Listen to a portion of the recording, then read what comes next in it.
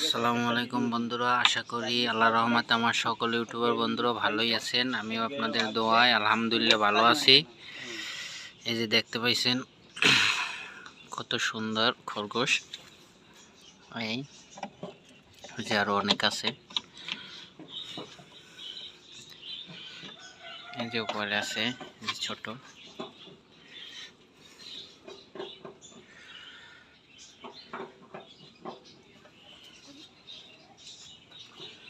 এই যে যদি কারো প্রয়োজন হয় তো অবশ্যই যোগাযোগ করবেন। খুব সুন্দর কোয়ালিটির বাচ্চা।